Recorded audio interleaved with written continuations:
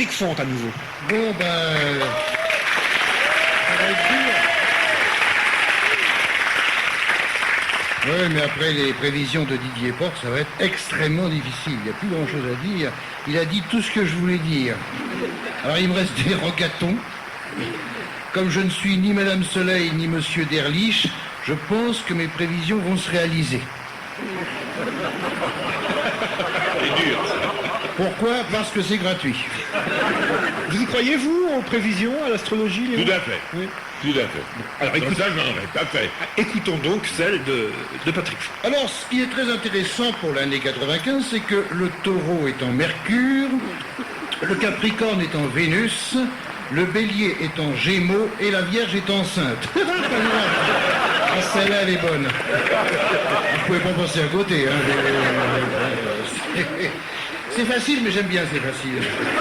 J'ai horreur de m'emmerder avec des trucs difficiles. Alors, c'est une conjonction astrale que nous avons connue 2 fois au cours du siècle, en 1914 et en 1939. Bravo. Ça promet. Non, non, ce qui ne veut pas dire qu'il y aura la guerre, ne rêvons pas. Une série d'anticyclones engendreront une forte chaleur sur la France au cours de l'hiver, sauf dans les stations de sport d'hiver, où la neige arrivera en même temps que les touristes pour repartir avec eux, comme chaque année. En conséquence, nous ne saurons trop recommander aux skieurs de ne pas oublier leur maillot de bain. Afin d'éviter un nouveau mal de mer, le champion de natation Guy Delage traversera la Beauce en brasse papillon. Je ne peux pas vous dire, mesdames, messieurs, bonjour, qui sera élu président de la République pour ne pas vous influencer. Tout ce que je vois, c'est que Jacques Chirac annoncera dès le mois de juin sa candidature pour les présidentielles de l'année 2002. À moins que Raymond Barre fasse un quinquennat. Merde, je l'ai dit. Oui, moi je vois plus Raymond Barre qu'Arlette Laguille. Le week-end de Pâques, qui a toujours été le plus meurtrier de l'année, sera encore le plus meurtrier de l'année. Le ministre des Transports fera une allocution télévisée pour demander en substance aux chauffeurs qui vont trop vite d'aller moins vite.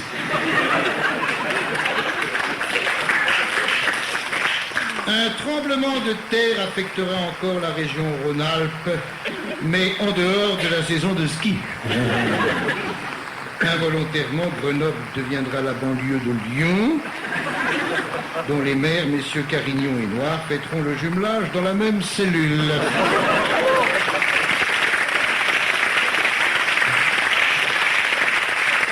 À l'occasion des présidents... C'est peut-être un peu fort, là. Là, je me prends pour Pierre Douglas. C'est vrai, il y a un timbre incroyable. Là.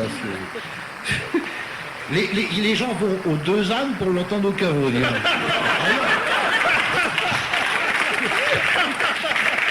Au caveau de la République, où nous nous produisons tous les soirs. Place de la République. Alors donc, à l'occasion des présidentielles, les Verts fixeront leur calendrier le 15 février. On ne sait pas encore si ce sera avec une punaise ou avec un clou. Mais dans les 2 cas, ils sont assurés de se planter. Elle est bonne! Elle est bonne! Elle est bonne! Ah, il vend bien, lui aussi. Bernard Tapie, encore le revoilà celui-là, bon, on n'a pas fini d'en parler. Bernard Tapie, eh oui, qu'est-ce que vous voulez? Que font les accidents de la route?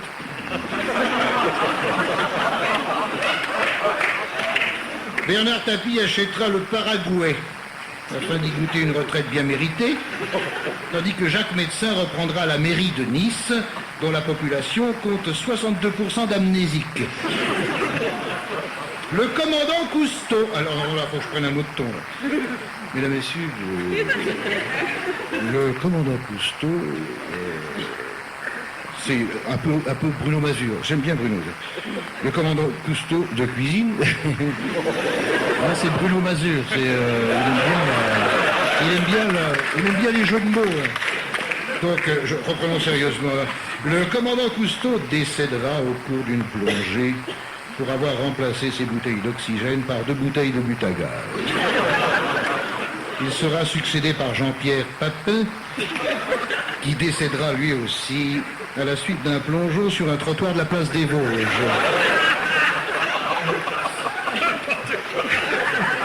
Ah ben, il en est capable, hein.